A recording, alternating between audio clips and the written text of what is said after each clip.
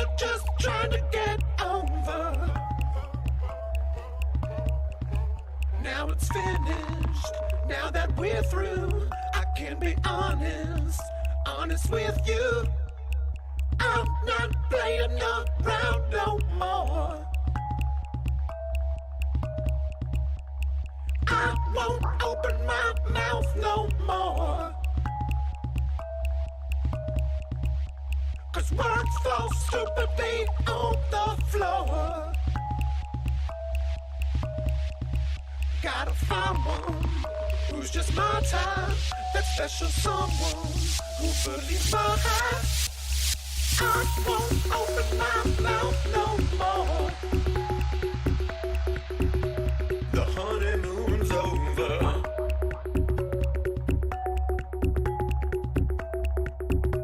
The honeymoon's over.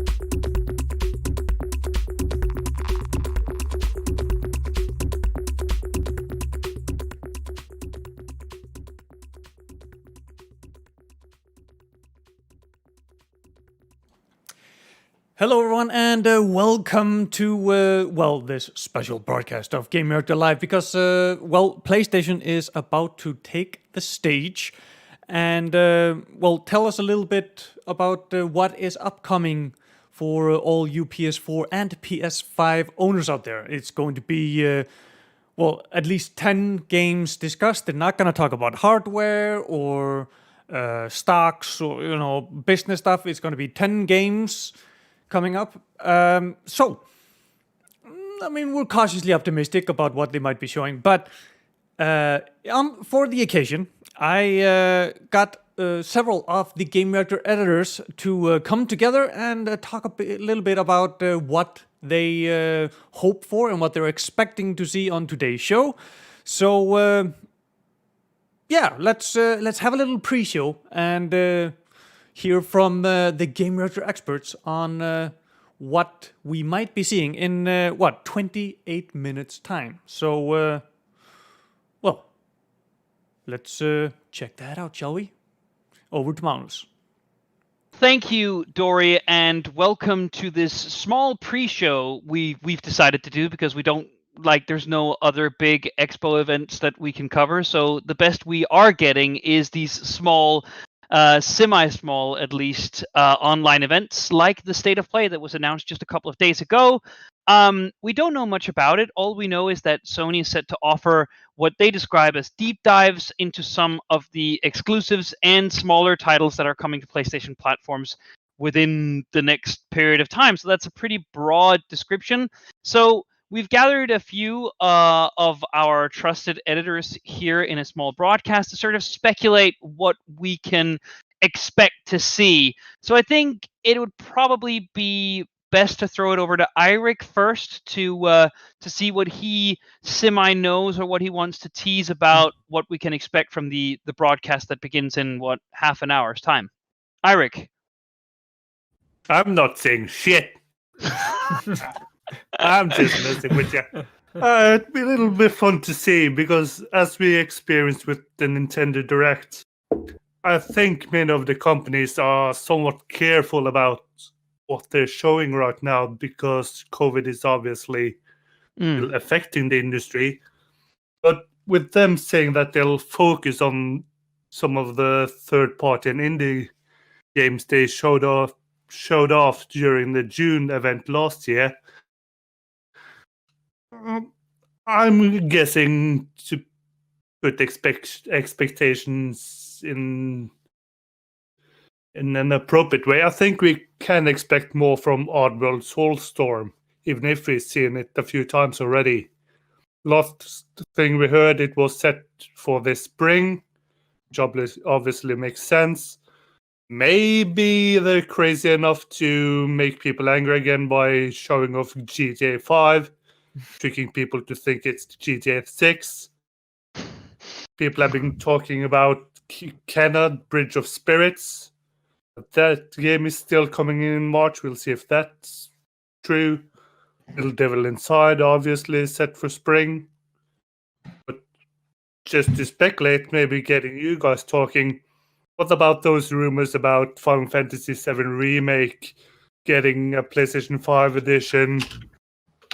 Maybe we'll see more from...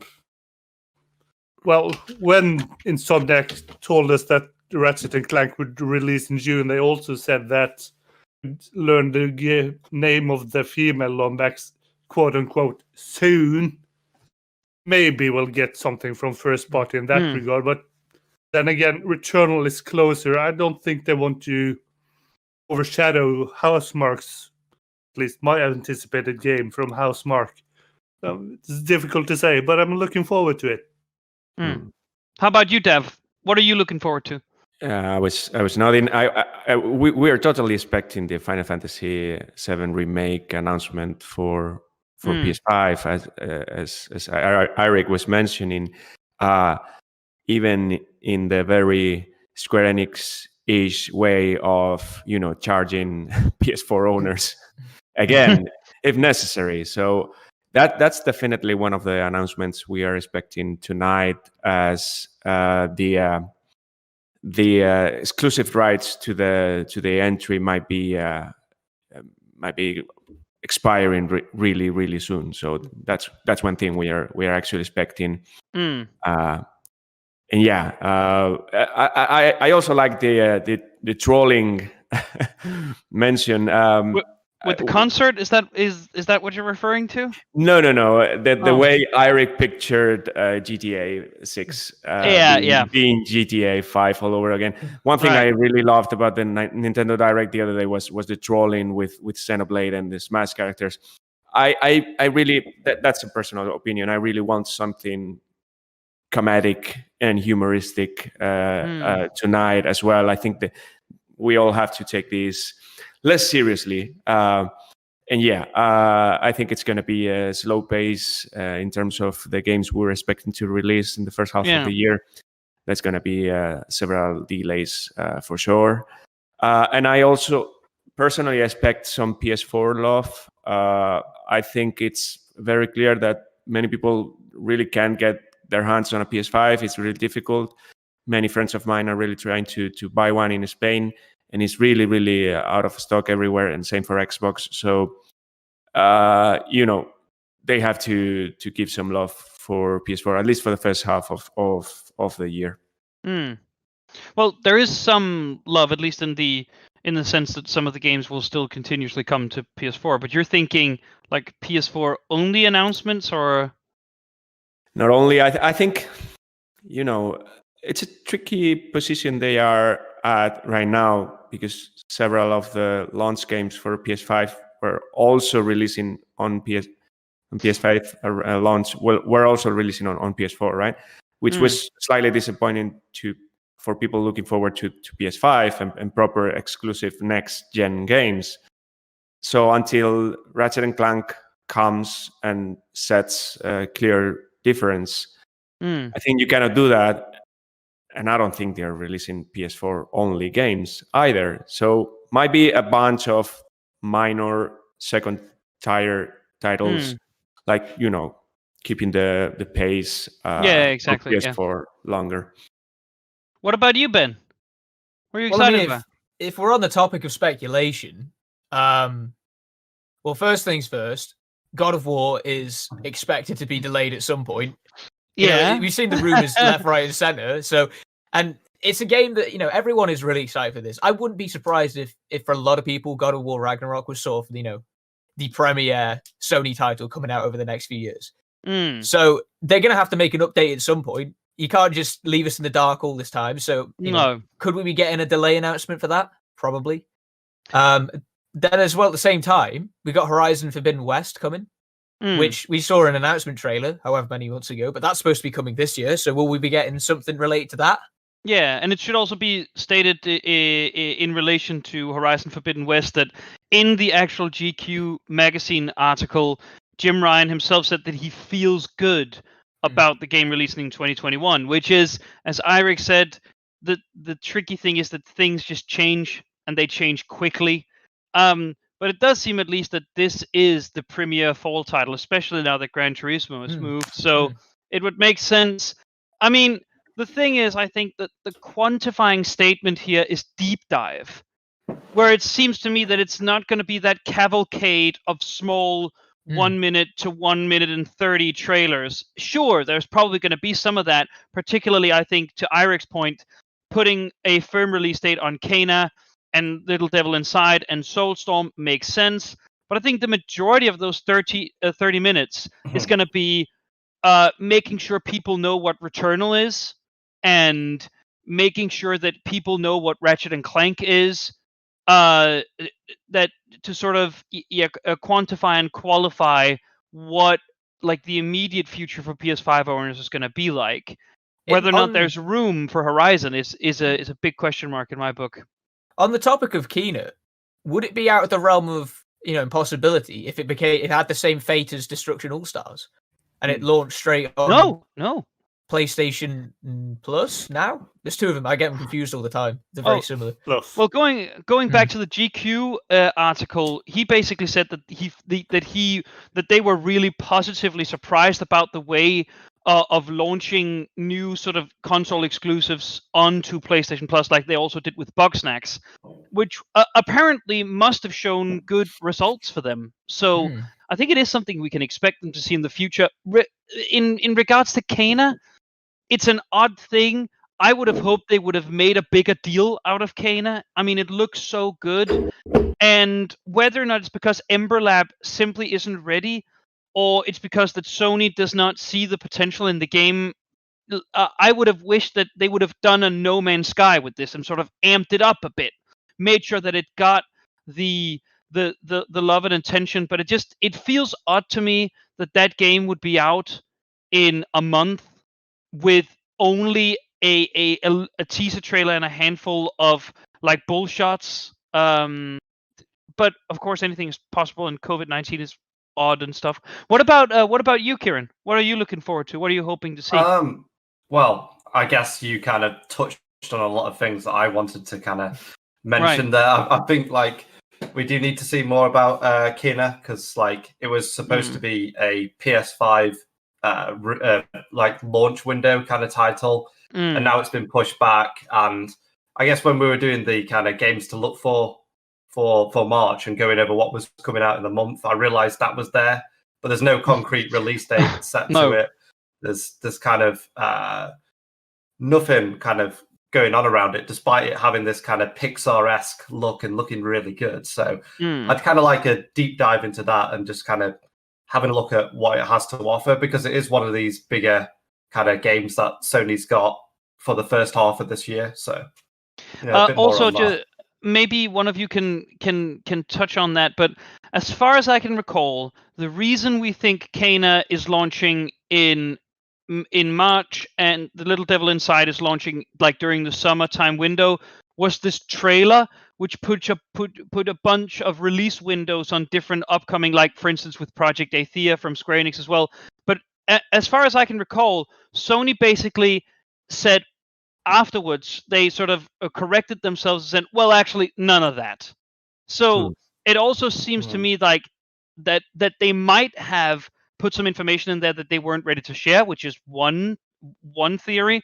But another thing is that they weren't at that point ready to commit to any of those titles coming out in that given period, given the uncertainty of the situation in the world. So it also seems to me that they would have put, like with Returnal, They would have put a date on it earlier, and then we would have spent some time with it today as a deep dive, like saying, okay, here's 5 minutes, here's how the mechanics work. We'll see you on March 31st, whatever. Mm-hmm. I'd like to see more Ratchet and Clank as well. I know we've already seen quite a bit, but recently it's been revealed to be coming in June. So that's very soon for such a big game, isn't it? 4 months away. So I'm thinking they want to kind of build up the hype, get people interested, because this is obviously a huge game for the PS5 and kind of showcasing what it can do with like moving between those dimensions and that kind of thing. So maybe just another snippet of gameplay to show us like another planet, another set of weapons, or something like that. I'd love to see that.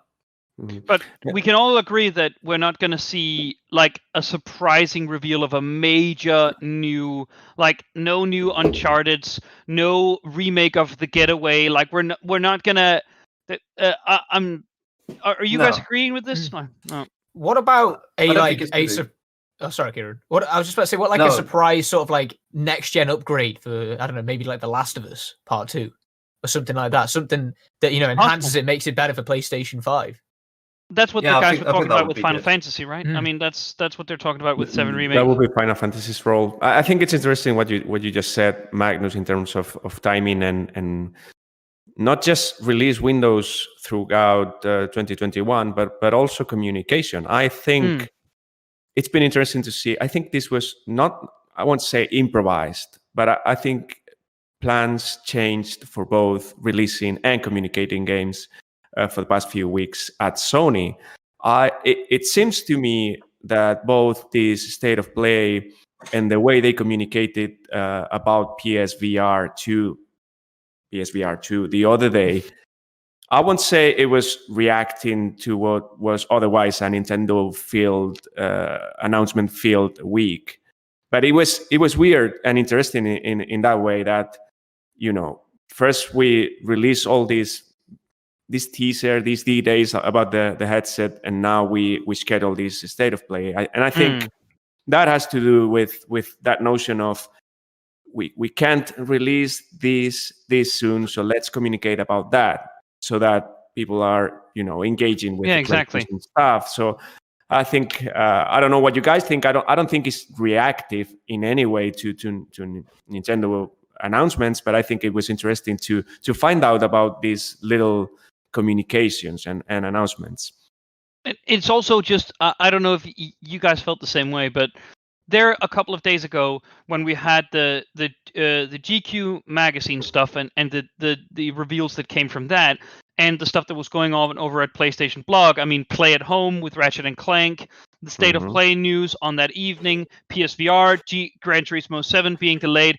It was an odd thing to have this many Sony headlines without it stemming from a presentation or an investor's call, or like it seemed. I agree with you, Dav, that it didn't seem reactive to what Nintendo were doing or what Microsoft were doing, but it did seem a tad scattered that all of this were happening around the same time. Of course, it does speak of some kind of intent, but it was just muddled and weird to have this information coming from these different sources around the same time. Totally. So it speaks of the situation, really. It's an odd global community to develop big projects from, with thousands of devs working on a few key projects across a few key studios, and I think they're just really careful. So to my eye, at least, if people are expecting major announcements from first-party studios in any way, shape, or form that's not just updating you on what we already know is coming, I don't think that's going to be that show. I think this show is going to be as small scale as Sony can make it without majorly disappointing a large subset of new PS5 owners. I mean, I think they want to cross the lowest bar that they can without causing like offense across the web. So they're so there's a good chance for a Horizon trailer, but I'm sure that Horizon trailer is going to be like small. Everything is going to be as short and as small and as tiny whiny as they can make it, because it just seems like, this is not the time. There's too much uncertainty at play. Like we saw that with God of War. I mean, was any of you expecting a 2021 release when they said that it had a 2021 release? I mean, I don't know anyone that said, "Oh man, that's going to be really exciting to play next year." Instead, everyone was kind of saying, well, if it happens, it happens. So that just speaks to the amount of trust that the consumer has in these companies these days, right? So I'm sure they'll want to like just tiptoe around it and focus a lot, is my personal guess, a lot on Returnal. I'm pretty sure, not pretty sure, but I'm guessing that 10 minutes, 12, 15 even maybe is Returnal focused. Yeah, because sorry. Go ahead. But that's the weird thing about what Sony did yesterday, because they released a new Returnal trailer yesterday. Yeah. Which caught me kind of by surprise, because I think that's a sign of what they're going to show today. Because if Returnal was a part of today's stream, I think they would have saved that. I'm thinking they wanted to give Returnal its own spotlight. But like you said, Magnus, it's interesting to see that, because I think this state of play is a reaction to Microsoft in a way, just like they did last summer with the June showcase, and then trying to up Microsoft in August, or if it was in September. Because I'm kind of thinking this is the marketing reaction to a certain Jeff Grubb, who spilled the beans about Microsoft planning and event for their Bethesda acquisition in March. I think this is Sony trying to make people remember we have got plenty of interesting stuff as well. Yeah. So when Microsoft has its event in March, then Sony has Returnal in April, and then they're going to really focus in on Horizon Zero Dawn, and we'll see what the investors meeting in April has to say about God of War, if Sony actually wants to officially delay God of War before then, to not get a crash in summer or whenever they're going to officially say it. Yeah. So I think this will be a real, as you said, from what I hear, it will be some interesting stuff, but keep your expectations straight, because this will be a long game, and Sony don't want to the mistake of building on the reputation they have for delaying their upcoming games and keep on disappointing people, even if most folks already are angry because they can't get a PlayStation 5. Yeah. And also, I just feel like, particularly with Returnal, I mean, I'm looking forward to that game so incredibly much, but it's also a high concept thing that can be difficult to mass market in a way that makes sense, because Housemarque have their arcadey roots, and they're trying to infuse that into something more storytelling, like storytelling oriented, and with a AAA production budget, or at least for Housemarque, it's a AAA production budget. So it seems like that it's an uphill battle to explain to people why it matters that Housemarque is doing this. Particularly just, the family dad that wants to purchase a game for his PS5 that he magically was able to purchase somewhere. So it just seems like that they want, like, this is basically what they have for, like, until Crash. And as Kieran said, sure, it's in June, which is soon, but it's also 4 months of, like, from here to June, it's Returnal. That's it. Unless we're counting on Kena making the sort of indie splash that some of these titles can, make. There's Deathloop as well. There's Deathloop. Yes. Yeah, we didn't talk about that title. Yeah, that's Could true. some of that be shown? Ghostwire Tokyo as well is another one. Yeah, well, Ghostwire's later, isn't it?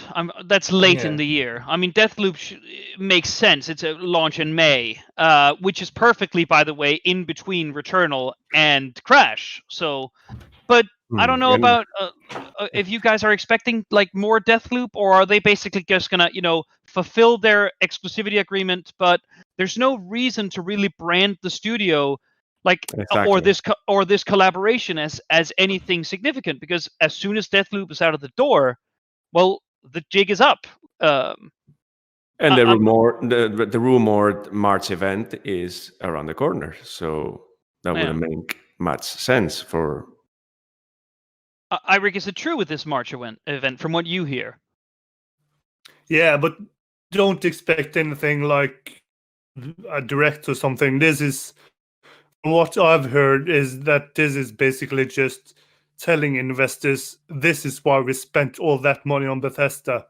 This is them telling us basically those classic E3 key events, mostly just business talk about what is Bethesda basically, what do they have in store.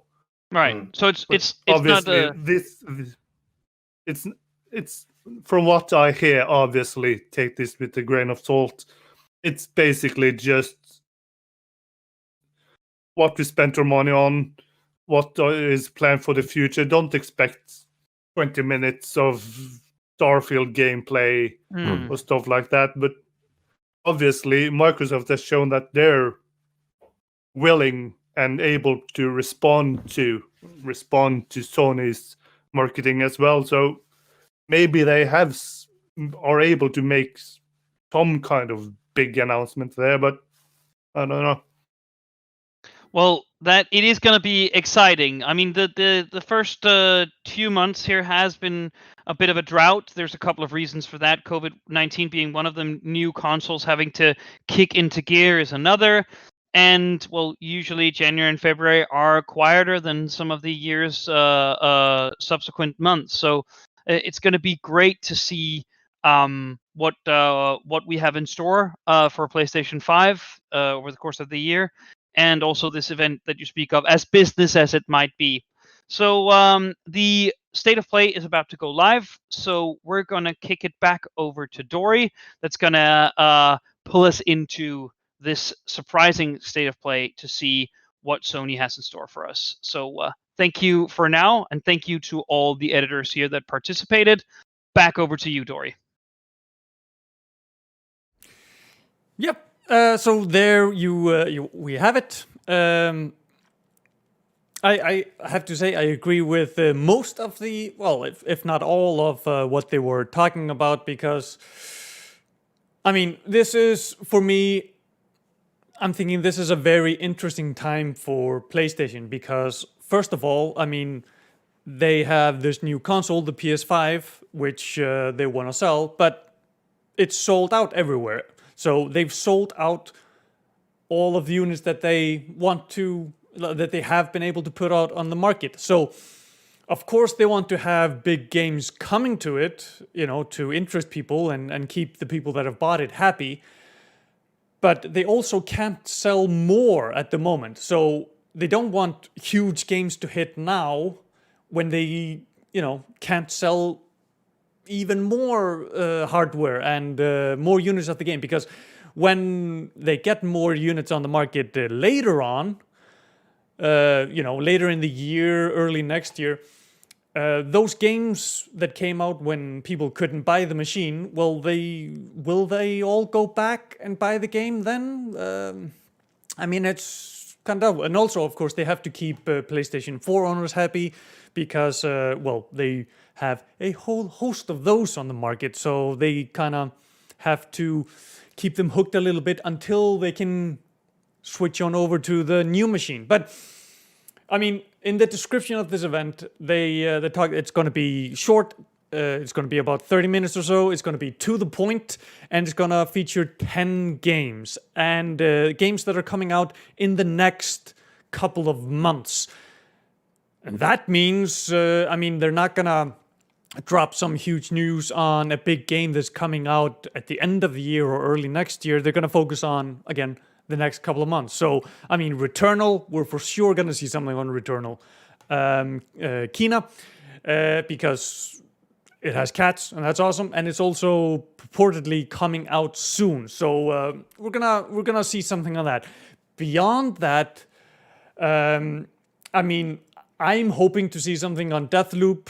Of course, it's kind of like, oh, are they gonna feature a third-party Bethesda game in this show, seeing as how Bethesda is being acquired by Microsoft, even though that deal isn't gone through yet, and Deathloop will be coming out on all the platforms that the deal was made before that acquisition started.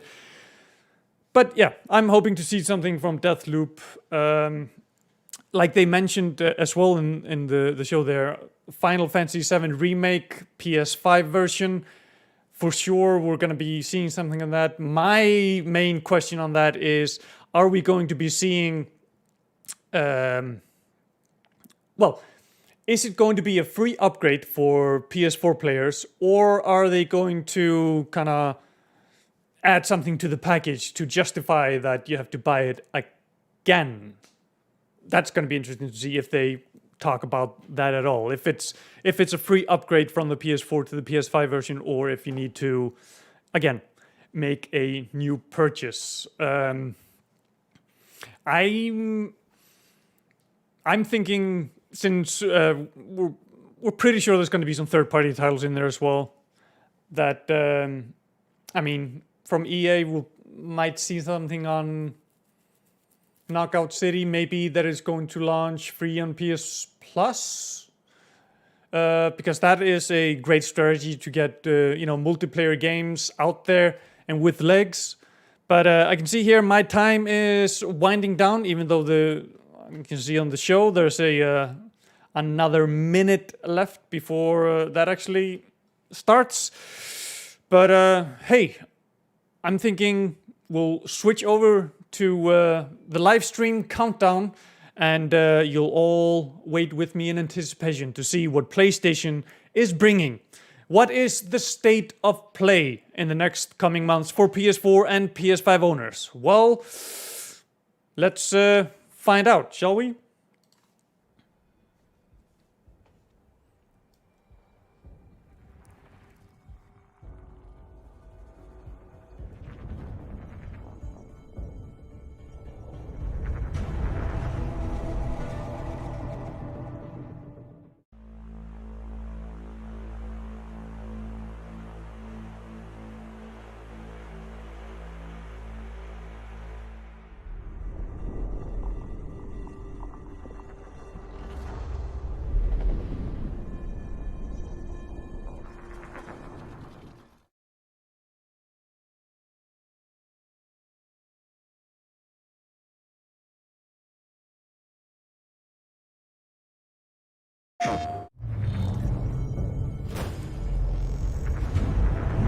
There's some very unexpected developments in your future.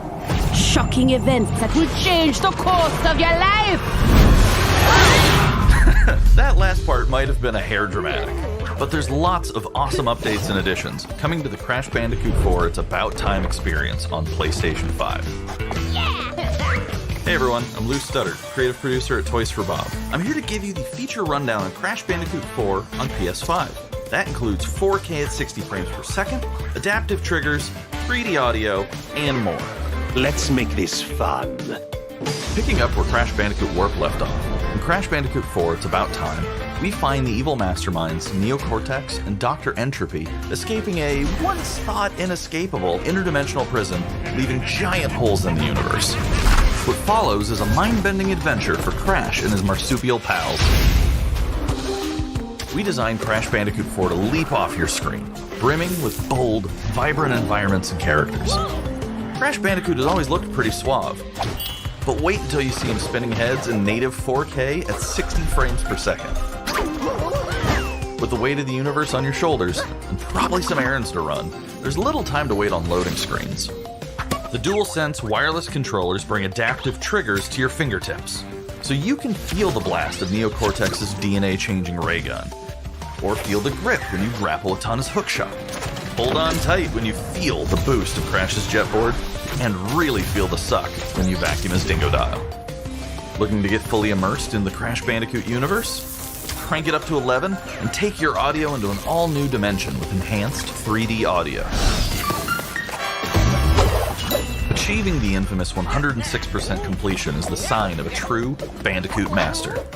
But should our genetically mutated marsupial lose his way, Leverage PlayStation 5 activity cards to track your progress and hit your goals for things like time trials, flashback levels, and boss fights. I bet Entropy wishes he had that. Even bring your incomplete save over from the PlayStation 4 and use the activity cards to get to 106%. Oh, and one more thing. If you own the PS4 version of the game, an upgrade option is available. Check out the PlayStation blog for full details. Whether it's your first playthrough or your 100th, there's no better time to experience Crash Bandicoot 4 It's About Time on PlayStation 5. Welcome back, Crash. The gang's all here on today's new edition of State of Play. We've got some great updates lined up for you. First, let's check out the latest on an eagerly anticipated game coming to the PS5 console this spring from PlayStation Studios. Hey everyone, we at Housemarque are excited to give you this sneak peek at Returnal. In Returnal, you will play as Celine, an Astra scout, who crash lands on an alien planet, Atropos, after receiving a mysterious signal, White Shadow. Players will explore this inscrutable, dark planet in search for answers and unfold mysteries, which may point to a larger force at play. Dashing and quickly maneuvering your way above and around enemies is key to survival in Returnal.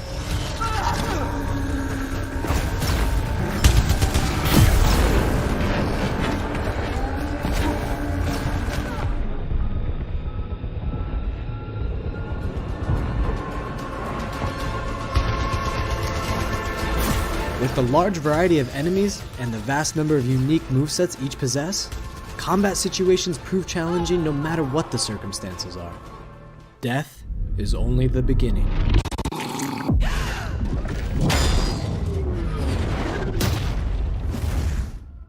Every time you die and restart, the world will change. The map will be different, enemies will appear in new locations and in differing numbers, so you have to think fast and adapt. The environment. Here you can see the use of the lightning alt-fire, which is great for crowd control. This is one of many alt-fires that you can acquire in the game.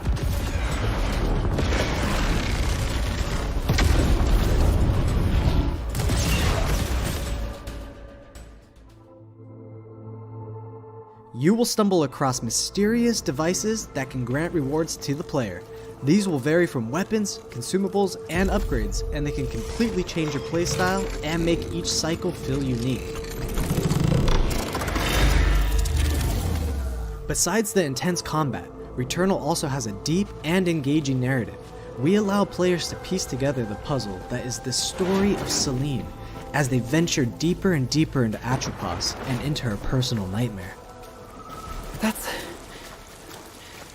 That can't be here. I think I am reliving my memories in that house, but not fully. They're corroded. Some parts are missing, others seem manufactured.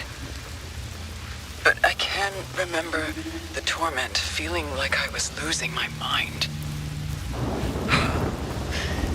There's no comfort here. No safe space.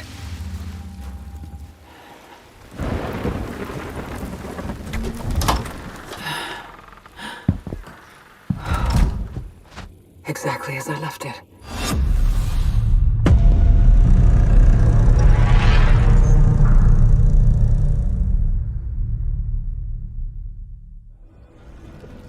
Returnal lands on April 30th, and it's developed by the talented team at Housemarque. Next, let's take a closer look at a high-impact new PS4 game called Knockout City.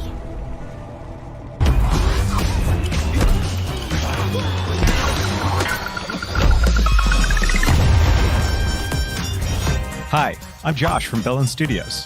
We're an indie developer based in upstate New York, and we recently announced Knockout City, a team-based multiplayer action game for PS4 where rival crews settle their scores with epic dodgeball battles. Knockout City is easy to pick up and play, but there's a lot of depth here for those who've got the skills. In our 1v1 face-off mode, you'll go head-to-head in a constantly shrinking battleground, relying on your reflexes and abilities to knock out an opponent. A well-timed catch powers up the ball, making it easier to land a hit. Use trick shots to lob a ball over a ledge or hook it around a corner.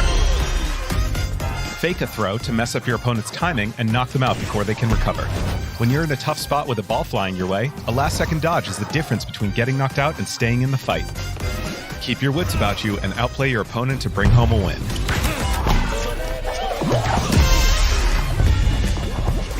Let's jump into Team KO, our 3v3 mode. Teamwork makes the dream work in Knockout City. If your crew is outmatched, a well-coordinated team can still dominate. We're playing a Back Alley Brawl, a new map that you'll find in our upcoming crossplay beta.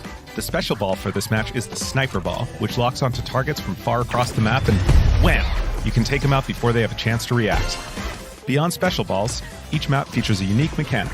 In Back Alley Brawl, you can hop into a tube and make a quick getaway or use them to sneak up on your opponents.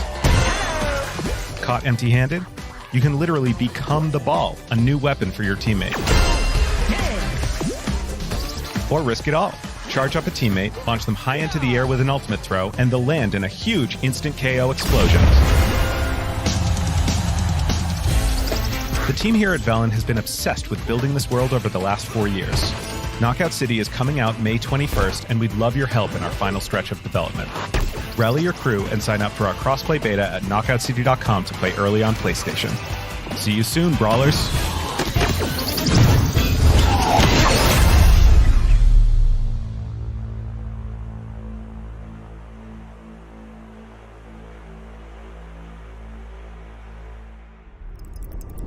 Time for something new. Here's your first look at an upcoming PS5 game from the team at Slow Clap.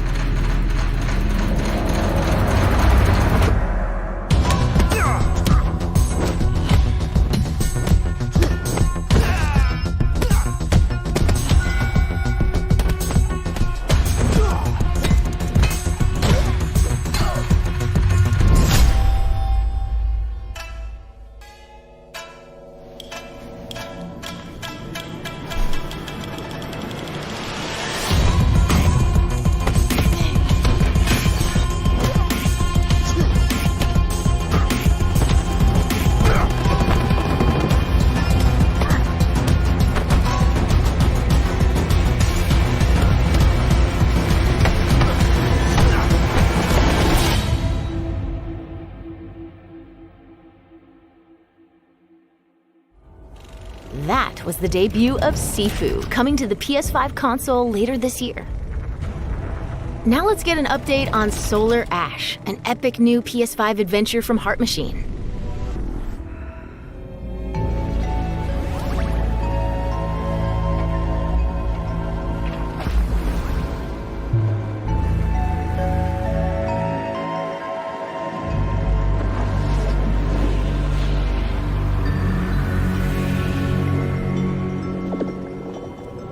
Hey everyone, I'm Alex Preston, Creative Director of Heart Machine.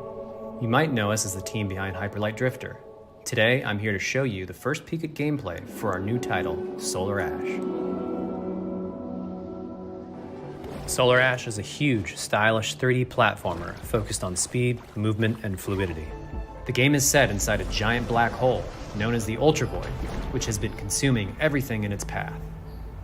You play as Ray, a daring Void Runner who has decided to venture into this terrifying anomaly as a last-ditch effort to save her homeworld. Ray is extremely agile, able to speed across the world with abilities akin to skating. On the ash and clouds, she can quickly cover great distances in our huge world. At its core, Solar Ash is a game about movement, and Ray has everything she needs to flow through the dangerous and unique world.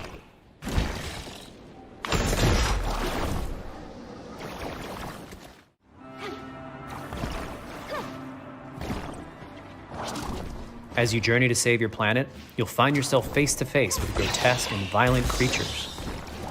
Our combat system is simple, fast, and fluid, built to empower players and encourage flow. As you explore the Ultra Void, enemy encounters will scale to greater and greater sizes. some of these creatures require speed and precise timing to defeat.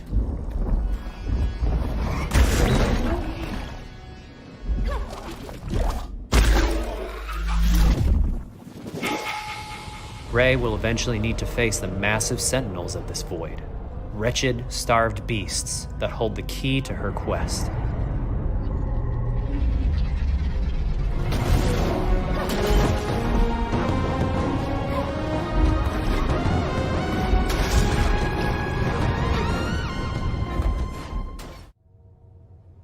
Solar Ash is Heart Machine's vision of the adventure platformer.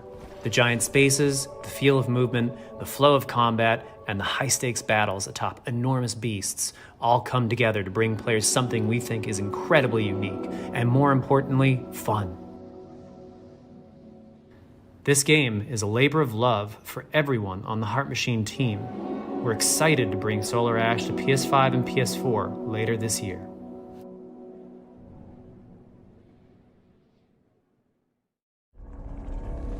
If you're a fan of scary games, this next one is for you. When I first found you, you were nothing. You were small, pathetic. But now, you are more. Are you ready?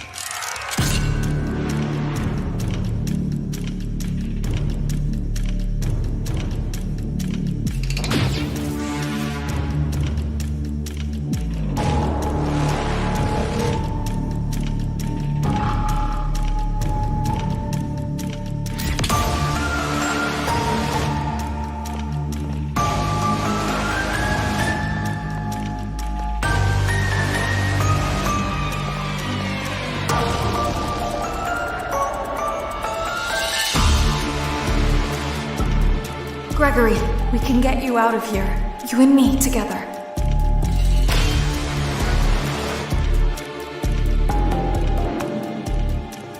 They won't stop hunting you.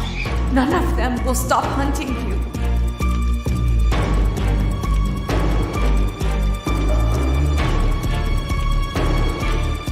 We have to get you out by morning.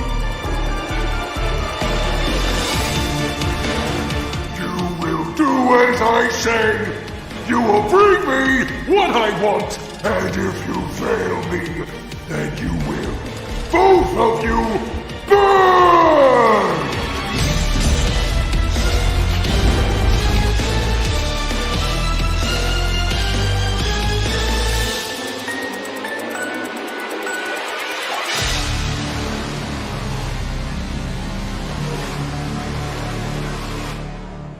There is more going on here than you realize.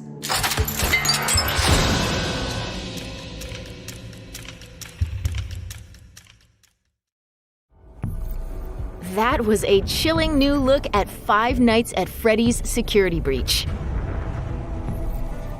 Up next, let's take a tour of Oddworld Soulstorm. Hi, I'm Lauren Lanning, Creative Director at Oddworld Inhabitants. Today, I'm going to take you on a brief tour of our newest game, Oddworld Soulstorm. They've always known you would come. Do you know why you have?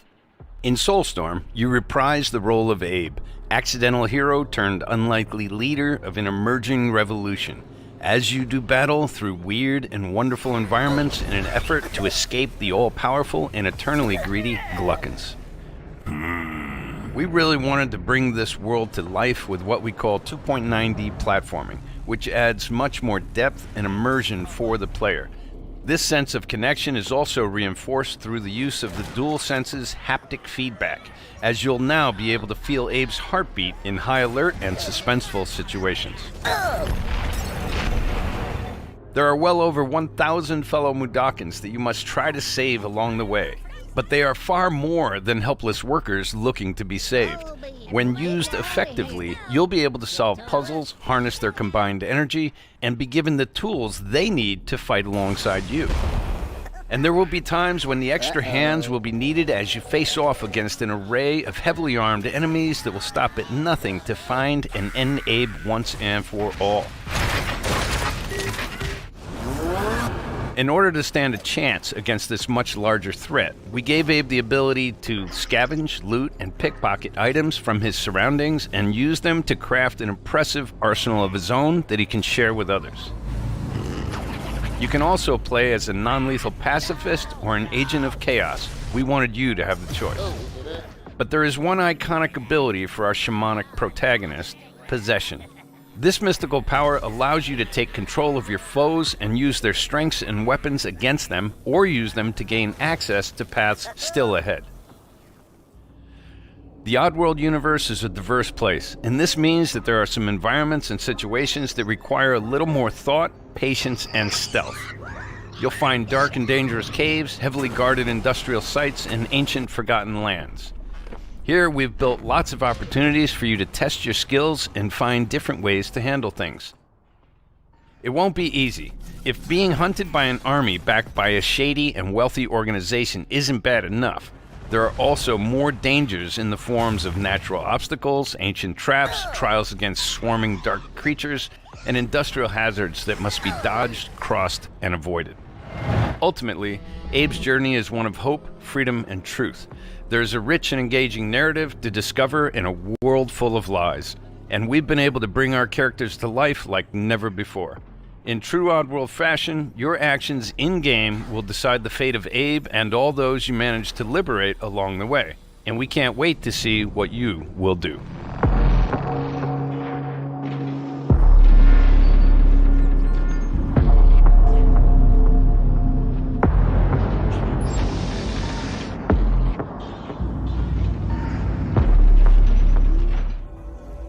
That was the latest on Oddworld Soulstorm. And here's some exciting news. Active PlayStation Plus members will get the PS5 version for no extra cost starting in April. PS5 version for no extra cost starting in April. Moving on. It's time to catch up with Kena Bridge of Spirits, a gorgeous new adventure we last saw in the June PS5 showcase.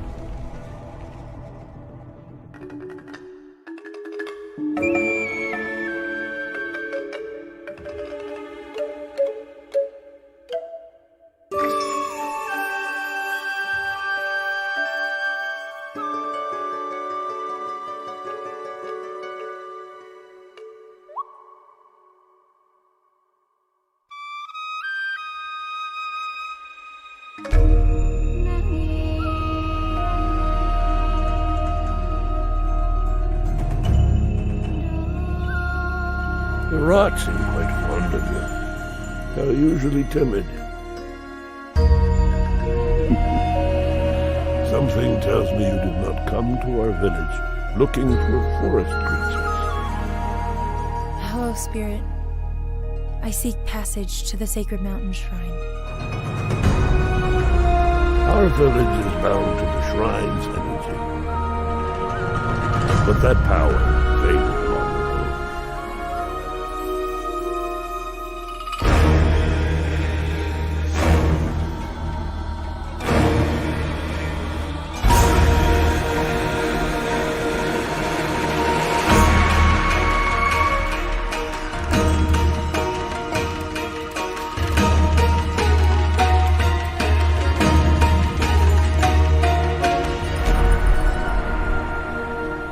Trapped spirits linger here, tangled in the tragedies of our past. You must help these spirits if you wish to reach the mountain shrine. It's okay. You have to go now.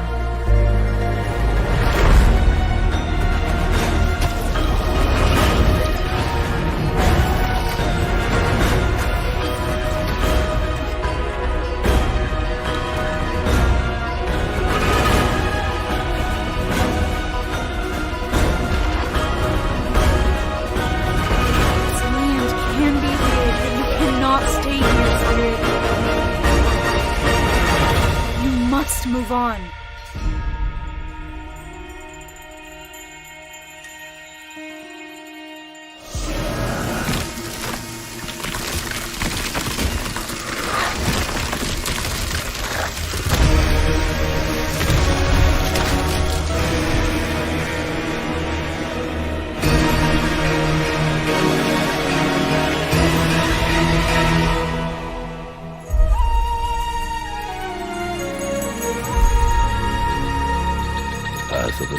guide is a lonely one.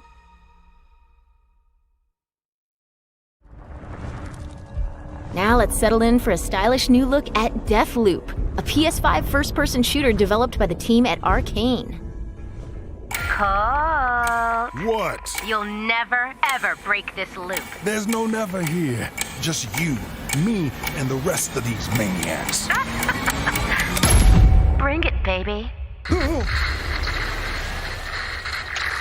This is Ramblin' Frank's Matinee. This little ditty goes out to the handsome asshole trying to break our loop. Colt, the visionaries are ready to dance. Are you? Toxic illusion, falling deeper spiral. Static delusion. This is where we do or die. And I've been here before, face to face with the gun. Up against all the odds, and I'm the only one.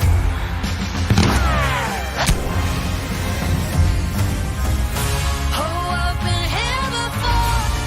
It must be true. This is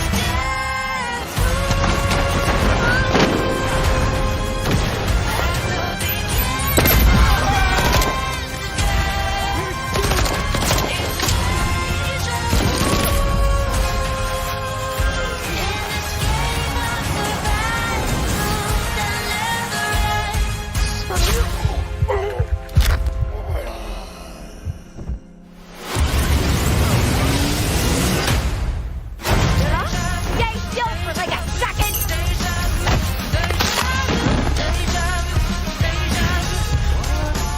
What the? Die already! You're doomed! Somebody's feeling feisty. Oh, I've been here before. It must be true.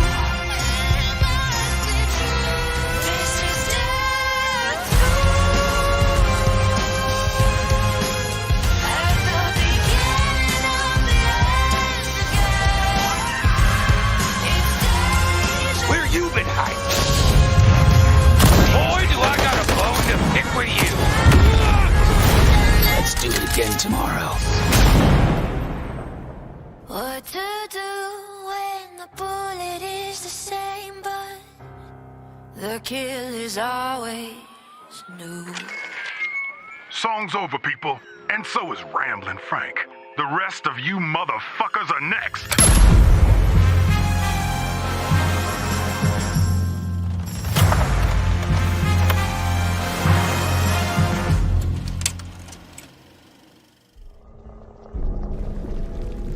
Before we leave, how about a huge update for one of 2020's most celebrated games?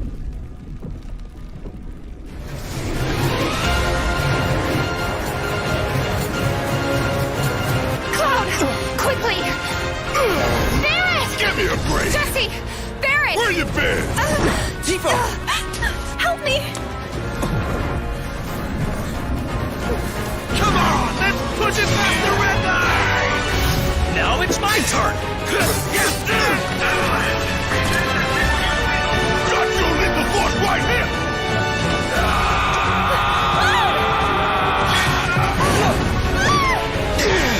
A touching reunion. Well, guys, your girl finally made it to Midgar.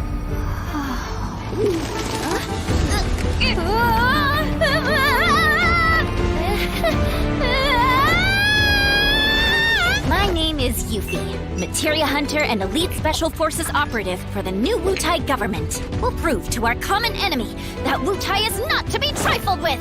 Members of Avalanche, we got this. I'm back. Ah, there you are. Someone's been expecting you. What took you? Sorry about that. Anyway, it's nice to meet you. I'm Sonon Kusakabe. Where's Cloud? We lost him. You what? He will be okay, though, right? Well, of course he will. They're the ones who blew up the reactors. Cool. Should we say hi? No, better not. After what they've done, you gotta assume Shinra's on their tail. Look, a Moogle! Stop! We gotta help.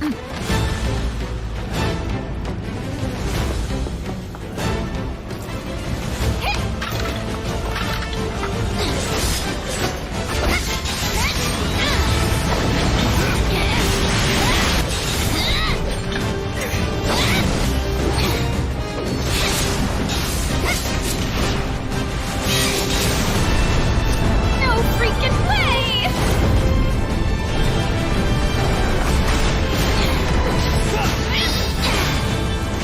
Boss! Get wrecked! You guys should probably get moving. Got it. Whatever it is they're planning, you're better off out of it. They deserve what's coming to them. Yeah, they do, but I'm not your sister. There you are. Who are these jerks? No clue. It just appeared.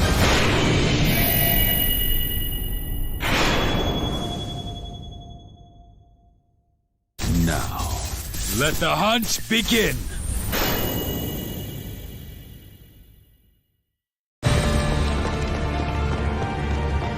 Get down here, Bert.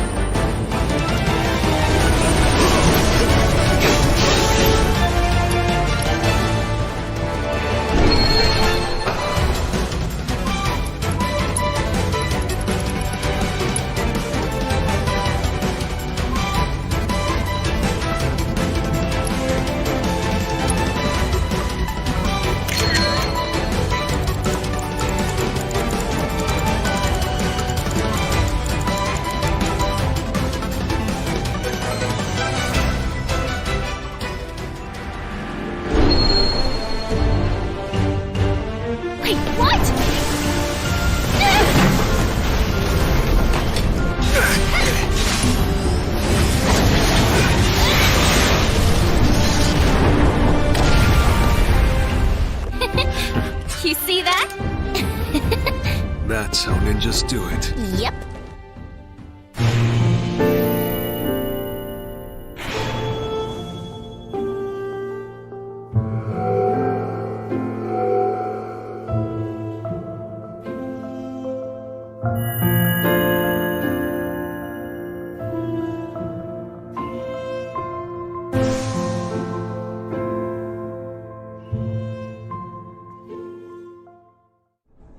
That was the reveal of Final Fantasy VII Remake Intergrade, coming to the PS5 console later this year. And that's our show. We hope you're as excited as we are for what's to come in 2021. See you next time. PlayStation.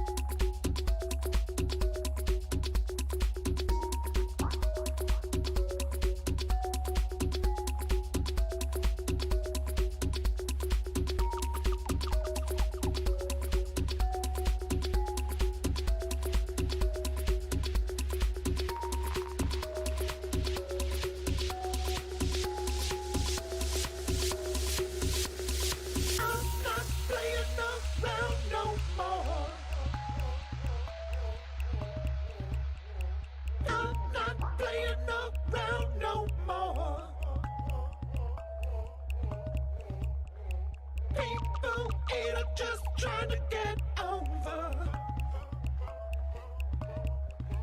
Now it's finished, now that we're through, I can be honest with you. I'm not playing around, no